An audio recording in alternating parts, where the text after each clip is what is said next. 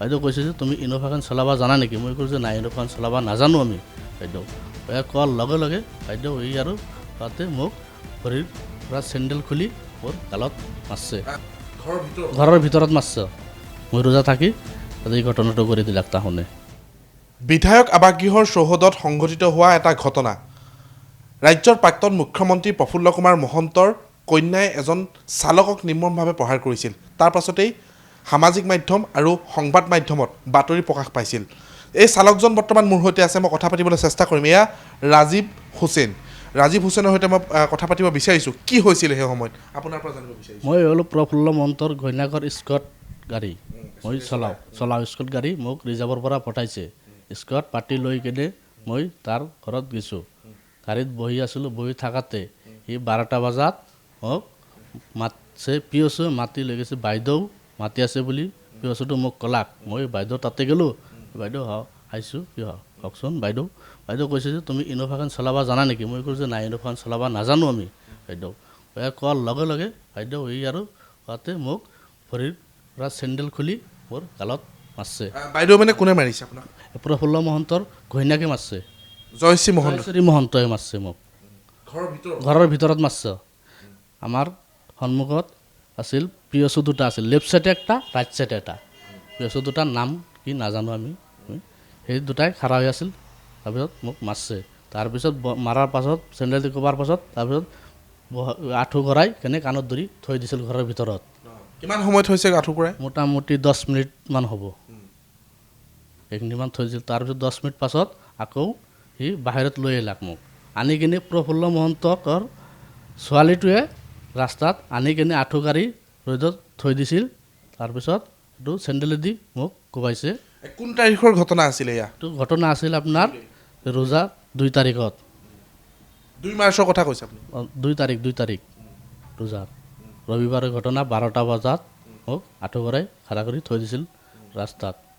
কিমান দিনৰ পৰা আপুনি প্ৰফুল্ল মহন্তৰ পাইলট হিচাপে আছিল? মই মোটামুটি 16 তাৰিখে গৈছোঁ ৰিজাৰ্ভৰ পৰা। 16 তাৰিখৰ পৰা 2 তাৰিখলৈকে ডিউটি কৰিছোঁ তাৰ তাতে আমি।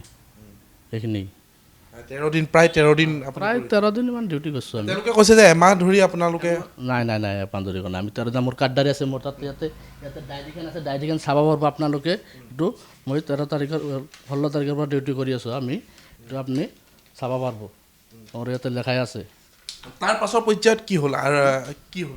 তাৰপিছত তাতে আমাৰ ৰাস্তা খাৰা কৰি আঁঠু কাঢ়ি থৈ দিছিল। থোৱাৰ পাছত আৰু কিহেৰে আপোনাক প্ৰহাৰ কৰি থকা দেখিছোঁ? কিহেৰে প্ৰহাৰ কৰিছে? এই চেণ্ডেলেদি কোবাইছে মোক, চেণ্ডেলেদি ভৰিৰ পৰা চেণ্ডেলেদি খুলি কেনে মোক কোবাইছে। আপুনি সোধা নাইনে সেই সময়ত যে মোৰ ভুলটো ক'ত আছিল? ভুলটো মোৰ ক'ত আছিল সোধা নাই আমি, একো সোধা নাই তাতে। সেইদিনা যিহেতু ৰমজানৰ প্ৰথমটো দিন আছিল, পবিত্ৰ ৰমজান মাহৰ উপবাসে থাকে মুছলমান লোকসকলে। মই ৰোজা আছিলোঁ, মই ৰোজা থাকি তাতে এই ঘটনাটো কৰি দিলাক তাহোনে। আৰু তাহোনে যি ভিডিঅ' কৰিছে, যি কৰিছে, অত্যাচাৰ কৰি আছে, সি কৈছে যে আমাক যে ফটো মাৰে 1 মাহ ধৰি 1.5 মাহ ধৰি, সেইটো চব মিছা কথা। তাতে কেমেৰা আছে, ৰাস্তাত কেমেৰা আছে, কেমেৰাখন আপুনি চেক কৰিব পাৰে আপোনালোকে। আৰু কিছুমান অভিযোগ প্ৰফুল্ল মহন্তৰ কন্যাই আপোনাক দিছে যে পিছা লৈ থাকে, আপুনি ৰুমত যাবলৈ চেষ্টা কৰে, এনেকুৱা কিছুমান অভিযোগ।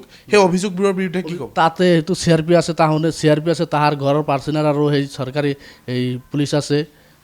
তাহোনে দেখা নাই নেকি মই কেনেকৈ যাওঁ নাযাওঁ? এইটো তাহোনেতো আছে নে নাই? আমি হ'লো চিভিল মানুহ, আমি চৰকাৰী মানুহ নহয় না। আমি কেনেকৈ যাব পাৰিম তাতে কেমেৰা আছে, কেমেৰা চেক কৰিলে আপুনি পাব আপোনালোকে চব। আপুনি কেমেৰা চেক কৰিবলৈ অনুৰোধ জনাইছে? অনুৰোধ, এই কাম কৰিলে আমি অনুৰোধ জনাইছোঁ যে যদি এই কামটো কৰি থাকোঁ তেনেহ'লে আপোনালোকে কেমেৰাটো চেক কৰক। যদি তদন্ত কৰি যদি পায় তেনেহ'লে আমি যাওঁ বুলি যদি আপোনালোকে প্ৰমাণ পায় তেনেহ'লে আমি মানি ল'ম।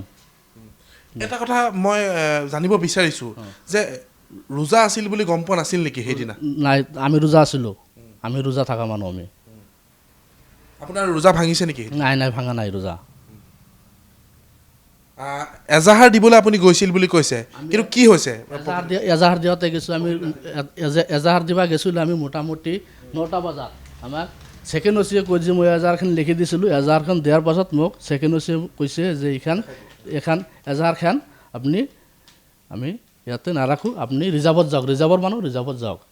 ৰিজাৰ্ভত যাব কৈছিলে নাৰাখে বুলি কৈ দিছিল মোক এজাহাৰ নাৰাখিলে আপুনি? নাৰাখিলে আমাৰ পৰা এজাহাৰটো কোন থানাত গৈছিল আপুনি? দিছপুৰ থানাত গৈছিলোঁ আমি দিছপুৰ থানাত যাই কিনে মই এজাহাৰটো দিছিলোঁ ছেকেণ্ড অচি ৰাখা নাই এজাহাৰখন তাৰপিছত মই এয়া যিজন চালক মোৰ সৈতে আছে ৰাজীৱ হুছেইন এই চালকজনৰ সৈতে সেইদিনা এই ঘটনা সংঘটিত হৈছিল আৰু এই ঘটনাৰ পাছতেই এওঁ তদন্তৰ বাবে আৰক্ষীৰ কাষ চাপিছিল কিন্তু দিছপুৰ থানাই তেওঁ এজাহাৰখন গ্ৰহণ নকৰিলে আৰু অৱশেষত উপায়ন্ত হৈ NKTVৰ কাষ চাপিছে এই চালকজনৰ সৈতে মই আৰু কথা পাতিব বিচাৰিম যিহেতু এই ভিডিঅ'টোক লৈ আৰক্ষী মহলৰ পৰা বা এই খবৰটোক লৈ আপুনি কাম কৰি থকা সেই ঠাইৰ পৰা যোগাযোগ কৰিছেনে?